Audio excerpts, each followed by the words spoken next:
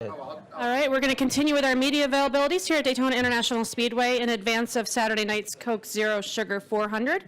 We are joined by Alex Bowman, driver of the number 88 Valvoline Patriotic Chevrolet, who is our most recent race winner, who earned his first Monster Energy Series win last weekend at Chicagoland.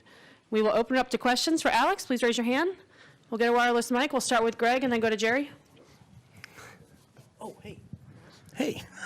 Greg Engelwater, Week Cup scene. Congrats on the win. Thank you. You haven't heard that at all this week. Two questions. You got a new car in your driveway. Talk about that, and about the fact that this is the last July 4th race here at Daytona for a while. Yeah, so on the new car, I got to drive a ZL1 1LE Camaro at Milford last year at the Proving Grounds. I've always been a Corvette guy, so I almost didn't want to like it, and I fell in love with it there and started thinking about how to try to get one, and then I drove one at Spring Mountain a couple weeks ago too. And I was like, man, if I win a race, I'm going to go get one. And then yesterday I had a little mini road trip to Wilmington to go get one and bring it back, but that was a lot of fun. Thanks, Mr. H, for letting me take the helicopter to Wilmington to buy a car. That was pretty neat. It was definitely faster there than the 3.5-hour drive back, but it was a lot of fun. Got to buy it from Jeff Gordon Chevrolet, so that was neat as well. And then other question. Oh, July 4th, yeah. So I don't know. That's pretty interesting. I guess I hadn't really thought about it too much, but I feel like this place is always a heck of a show on the 4th of July. Obviously, today is 4th of July, so happy 4th to everybody. And I don't know. I guess I'll have to put some thought into that one. We'll go to Jerry, Holly, and then Lee. Jerry Jordan, kicking guitars that night. I was actually going to ask about the vet as well, but why Wilmington? I mean, there's like, surely Mr. H has lots of cars. Car buying for you probably has to be a lot different than car buying for us. You took a helicopter. Yeah, that was interesting. It was like, if we get you the helicopter, will you buy it today? It was like a whole new level of car salesman on that one. I was like, okay, so yeah, it was interesting. It was a lot of fun. It's pretty neat when you get to do stuff like that. So I'm enjoying it so far. It was a good 3.5-hour ride home to break it in. Wait, I'm making 3.5 hours in my Honda, so it could. Yeah, it's 4th of July. There's a lot of police officers out watching the roads. I was not trying to get a speeding ticket. I don't want to jack my insurance rates too bad. Go to Holly, Lee, and then Nate. Hey, Alex, Holly King, the NASCAR Wire Service.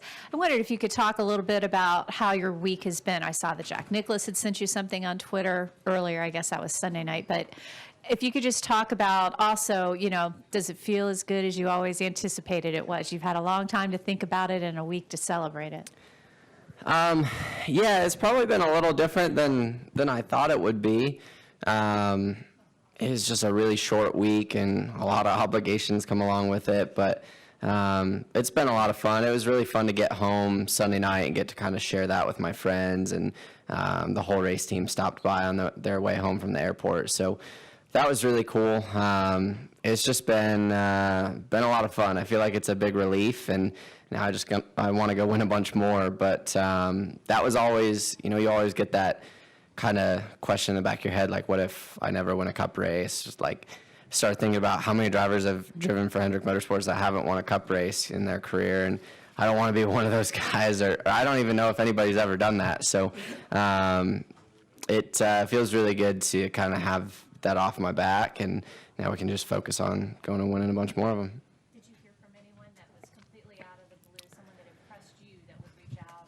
Or I mean, obviously, the messages on Twitter from a lot of really cool people, that was really neat.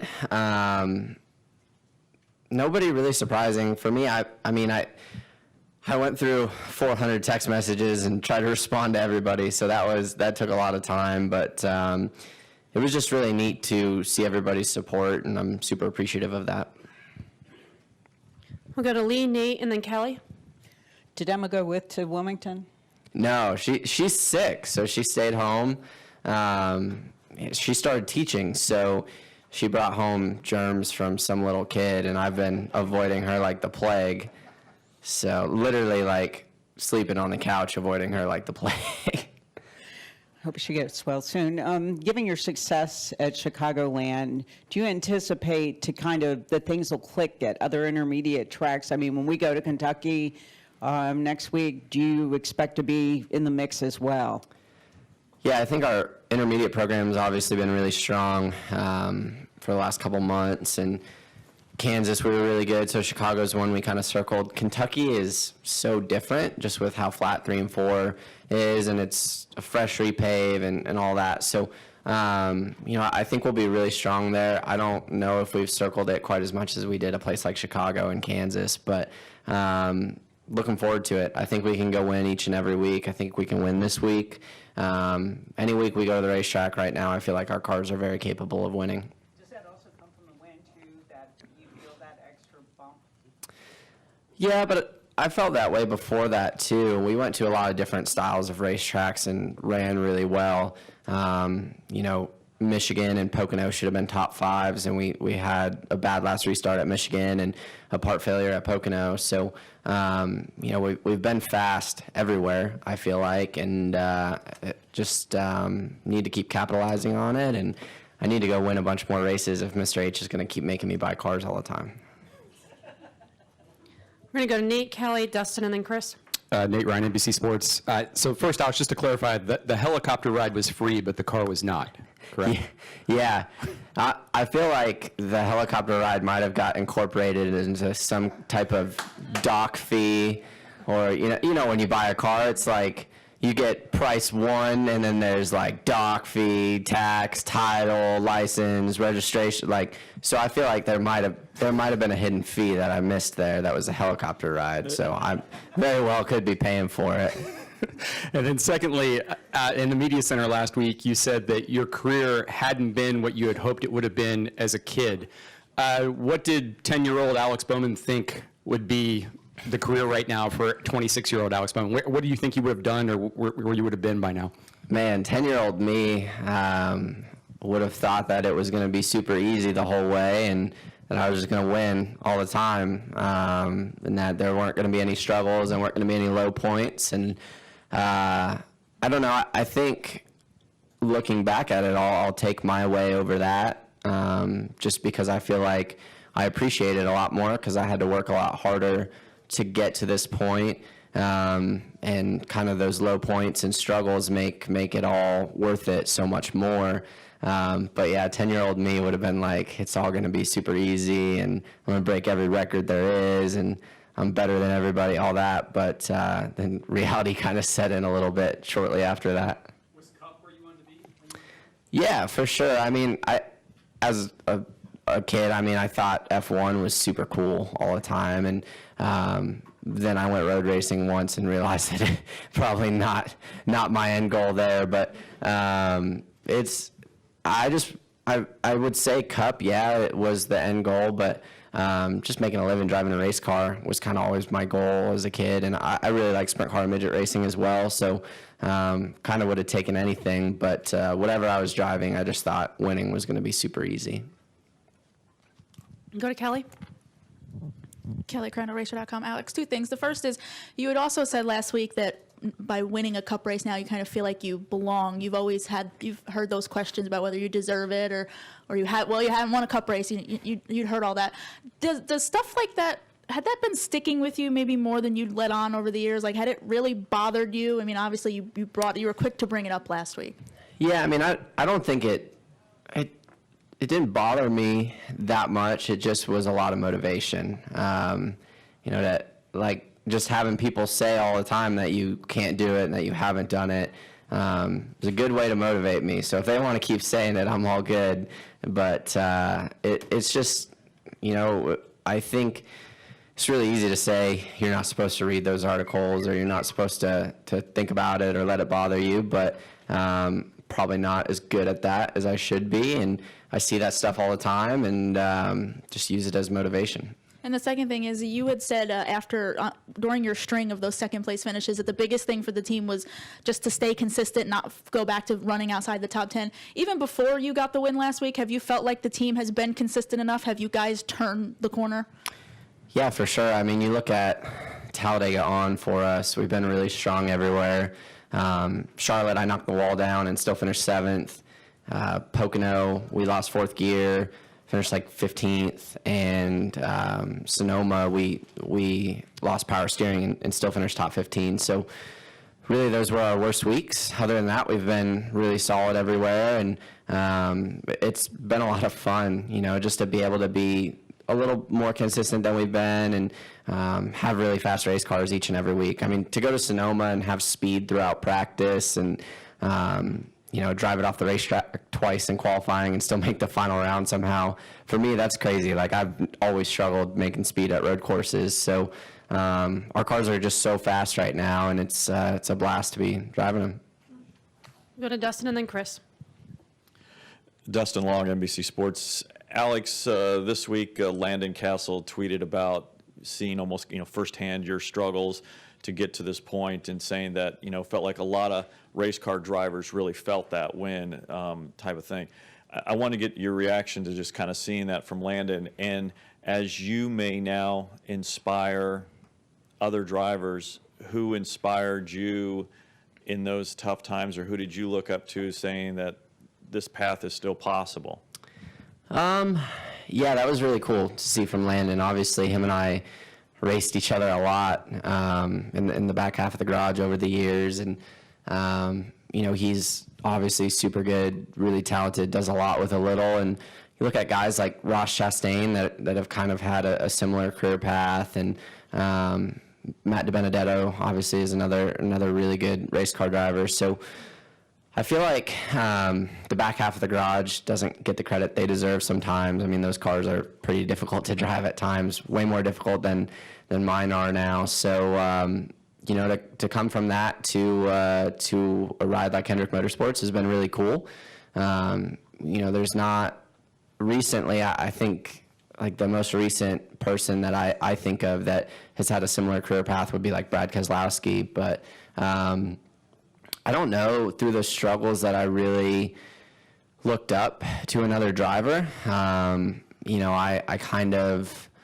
I fell into some situations that kind of helped pull me out of the super low points that I don't really know how they happened. I don't know why Dale said, hey, we should call Alex to drive the car. I don't know why some of those things happened, but up until then, there were obviously some really low points, and I was just trying to keep digging and keep making a living driving a race car because I don't really have a plan B or anything to fall back on, so I didn't really have a choice. I mean, I know you've got a bigger focus, bigger concern, but the idea that you may now be an inspiration to other drivers, Yeah, that's really neat. I hadn't really thought about that, and if I inspire somebody, that's really cool. I hadn't thought about that at all, so it's cool to kind of hear that and think about that. And the biggest thing is never give up. There were a lot of opportunities to give up, and it would have been really easy to walk away from the sport in 2016. Could have walked away from the sport in the end of 2013, not having a great opportunity to run up front anymore. And we decided to just keep digging and make the most of every opportunity that was given. Thank you. Thanks. We'll go to Chris and then Reed. ChrisKnightCatchfence.com. A couple things real quick. Did you get to throw, oh my God, I'm driving Greg Ives into the pool? No. He knew that was coming all night, so he never had a vulnerable moment around the pool, ever. It was always like I got thrown in the pool, so at that point I didn't really care. I would have tackled him and gone in with him. But the dude's like a tree. He's like 7 feet tall. I don't know if you've noticed that, but it's I'm not very big myself. I don't have a lot of momentum once I tackle somebody, so he wouldn't even go near the pool. All right, and with the playoffs on the horizon, how far do you think the 88 team can go in the playoffs? Do you think you can get to Homestead? I think it's very possible, yeah. I think each and every week we show up, we can win. you know, we have great partners making that possible with Exalta and Nationwide, Valvoline this week, Lumar. We want to get them as far into the playoffs as we can and try to go to Homestead. You know, there's a lot of really good racetracks, obviously a lot of mile and a halfs, which are great for us right now, and I really feel like we can get there. Go to Reed and then Claire. Reed Spencer with NASCAR Wire. Back to Sunday's race for a second. Most of the time when one driver passes another late, like Larson did you, people know how that's going to come out. What told you, sitting in the seat of the car, what did you feel, what did you think that told you that you could get back by him and win the race? Yeah, I mean, I just didn't want to run second anymore, so I was going to crash the thing or win. It was as simple as that. I just got a little more aggressive with how I ran the fence for that one lap that I was behind him, and was able to create a big run off 4, and he left both of my options open into turn 1, and I decided to go to the bottom and was just able to get to his quarter panel and drag him back down the straightaway. And the top is so far around in 3 and 4 that when you got somebody underneath you, there's really nothing you can do to defend that. So I was as surprised as everybody else that we made that happen, but you know, I'm glad it all worked out. I still have had to think about why it happened like that or how it happened like that and can't figure it out, but I'll take it. Go to Claire. Claire B. Lang, Sirius XM NASCAR Radio. I've been interviewing people in Victory Lane for about 20 years now, and I don't remember a crew chief ever saying to me, it's so-and-so's team. It's not the number 88. This is Alex Bowman's team. And while I'm sure people talk about that behind the scenes, it was a very public statement, almost to me like a passing of the baton to say it publicly, that visibly in Victory Lane. Does that make you stronger, even though you probably have had those conversations? What does that mean to you that he said that? Because it sort of struck me as something very unique. Yeah, I mean, I think a lot of that comes from a little bit of the struggle I had to try to kind of say that it's my race car or our race car, however you want to look at that. I think this might be the first media availability that I haven't had the question yet, what's it like to replace Dale Earnhardt Jr.? So, you know, it's obviously really hard to come into an iconic car like this after somebody like Dale Jr. drives it. You know, I'd imagine Chase went through the same thing, stuff like that with big name guys coming before you. So, you know, that was tough, just to kind of try to be a leader. Like, I'm not a natural leader either. I don't think Greg or I are. I think that's something we both struggle with and have both tried to help each other out with over the last year and a half. And finally, lately, I feel like we're both doing a good job of it. It's kind of been a growing process of trying to figure out how to be leaders. We're both kind of a little bit awkward and shy in different situations, and we have some really big personalities on our team, and it's easy for us to be quiet and kind of let other people be more of leaders than we are. So we've both been working really hard at it, and it seems to be paying off lately. We're going to wrap up with Kelly. Alex, are we going to see what we saw at Talladega this Saturday night when it comes to the manufacturer war, so to speak, where it's going to be strength in numbers to combat the Toyotas? Yeah, I think so. You know, I think everybody watched it at Talladega, so now you're going to have probably elevated levels of it from all 3 camps. You know, each camp is probably going to try to replicate what we were able to do with the Chevrolets and have their own twist on it, and it's going to be really interesting. You know, it's tough to do. Really glad it worked out in Talladega, and glad we were able to get one of our cars a win. But yeah, that's just that's kind of the point we're at with Speedway racing, and you know, there's big strength in numbers, and you want all those numbers to be on the same agenda.